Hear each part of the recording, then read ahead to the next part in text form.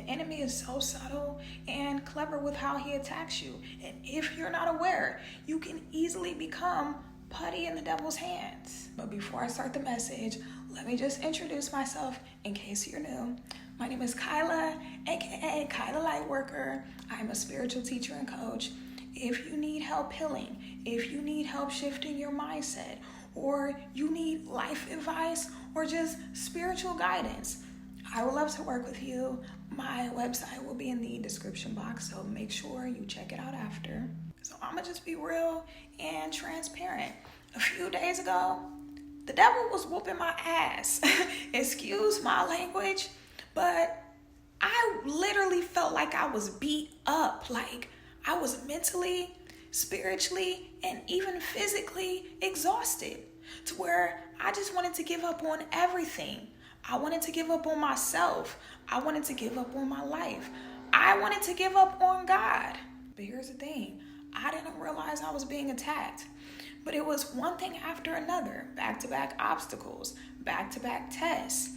And even though I do believe in law of attraction, I don't believe you attract every single thing that happens to you. You could be being obedient and doing right by God and doing what you're supposed to be doing and being positive, but shit can still hit the fan. And let's just say that day, shit was beating the fan up. Like, I felt like I was gonna break. I didn't know how much more I could take. I felt like I was gonna lose my mind. Like, I felt like I was being stretched so far. And I started having these dark thoughts. These dark thoughts, which were really negative seeds that the enemy was planting. His favorite thing to do is plant seeds of fear. That's how he controls you. That's how he gets a hold of you. I started having suicidal thoughts. I'm being very transparent because I know this is going to help somebody. I know this is going to set somebody free. I started having suicidal thoughts like, I don't want to be here anymore. Take me out the game. Take me out the game, coach. Like, I'm tired of being obedient. I'm tired of doing the right thing, even when it's the hard thing. And things not changing. It seems like shit is getting worse. It seems like I'm going backwards, even though I'm doing what I'm supposed to be doing. It seems like it's not making a difference. I started having thoughts like, God isn't real. You're just crazy. You really think you've been hearing from some outside force this whole time? You're crazy. You're psychotic. You're going through psychosis. You're delusional. Or maybe God is real, but he just ain't real to you. He just don't care about you. What makes you think he gonna bless you? Think about all the mistakes you've made in the past. Like, these thoughts were just swarming in. Attack after attack. Attack after attack. Blow after blow. And it was real quiet but loud at the same time. And there were so many other crazy thoughts that came in, but throughout this whole day of warfare, I was still talking to God. I was still communicating with God. And I was being real with God. I was telling God, like, look, I'm gonna be real. I'm angry. I don't understand why you're allowing these things to happen. Even when I try to do right and be obedient, it seems like it's not being rewarded. It seems like it's not making a difference. Like, I don't know how much more I can take. I was being very honest and real with God, and God respects that. Because here's the thing, God can hear your thoughts. He knows what you think, and so you might as well be honest and upfront. And even though I was voicing my frustrations with God, I still told him, look, even though I don't understand what you're doing, and I don't understand why you're doing it, why you're allowing certain things to happen, why you're taking so long to do certain things, I still trust you. Even though I don't understand, I still trust you because I know that you're intentional and you wouldn't let me suffer for no good reason. So after a long day of spiritually getting my ass whooped, it was about 9 o'clock and I still had stuff I wanted to do around the house, but something in my spirit said, get some rest, go to sleep, because we gotta make sure tomorrow is nothing like today was. And the next morning, I woke up feeling so refreshed and rejuvenated and positive and joyful, bright-eyed and bushy-tailed. to having crazy faith and trusting God.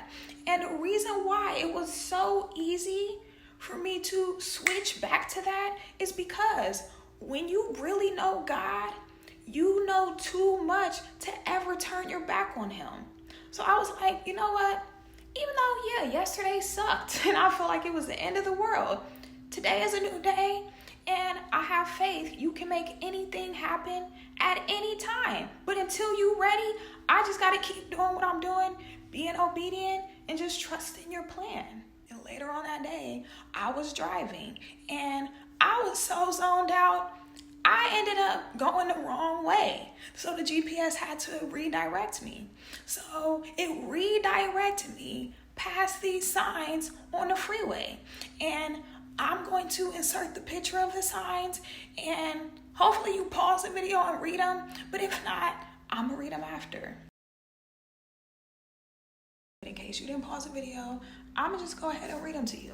Your heavenly Father is the spirit of love. The fruits of fear are all things flesh. God, in parentheses, love, versus enemy, in parentheses, fear. Perfect love casts out fear. God is love. You are of God. Your enemy is the spirit of fear. I cannot make this shit up. When I drove past that and I was stopped at the light and I just happened to look over and I was reading that, I was like, ooh. First of all, God bless whoever put those signs, but also God was definitely speaking to me, especially after the day that I had prior, where I was going through all types of spiritual warfare. Man, that blessed me so much. I was so happy I went the wrong way. There's been dreams God has given me that keep me going. He already showed me ahead of time I was going to go on a crazy journey and things were going to look crazy, but he was going to be with me every step of the way and to just trust him. I had 2 dreams where I was on planes, and in both dreams, the planes almost crashed, but they didn't. The first dream, I was on a plane by myself. I was the one flying the plane. And as I was flying the plane just started going down. And in my mind, in the dream, I said, oh shit, I think the plane's about to crash, but I'm not worried about it. I know everything's gonna be okay. And right before it crashed, I woke up. Then I had another dream where I was a passenger on a plane with a bunch of other people. And the same thing happened. It seemed like the plane was going down and everybody around me was panicking. And I was the only one calm because I was thinking in my mind, in the dream, everything's going to be okay. Like, I'm not worried. And that was God's way of telling me, look, this journey you're about to go on is going to be scary. And it's going to look like you're about to fall, but I'm going to be right there to catch you. It's going to look like you're about to crash, but I'm going to be right there making the plane go higher than it was prior. Like, that's why, and little things like that is what keeps me going, because I know that even though it looks like the complete opposite of what God promised me, I understand on a spiritual level that this is just a process. God has to take us through a process. He has to renew us. He has to rebuild us. And he can't rebuild you without breaking you down a little bit. But he doesn't do this to punish you. He does it to make you stronger. And it's so hard to accept that. But once you do, that's when it gets a little easier. And you know what's so wild? The day before I recorded this video, I was driving past this pickup truck. It was a commercial truck. And the front of the license plate said, God is my pilot. I was like, what the?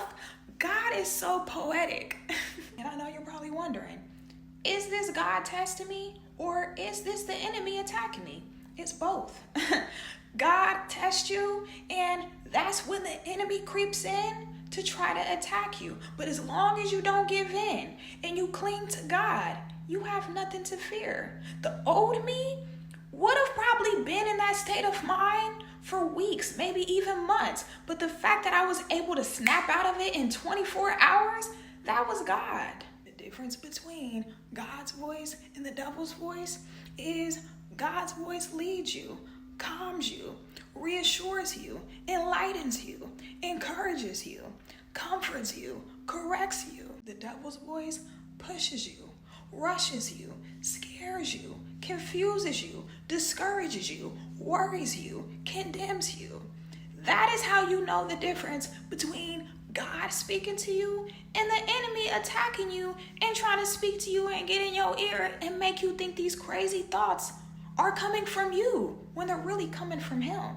I pray this message blessed you. If it did, make sure you like it, make sure you subscribe, and if you need my help, www.coachwithkai.com. I would love to work with you.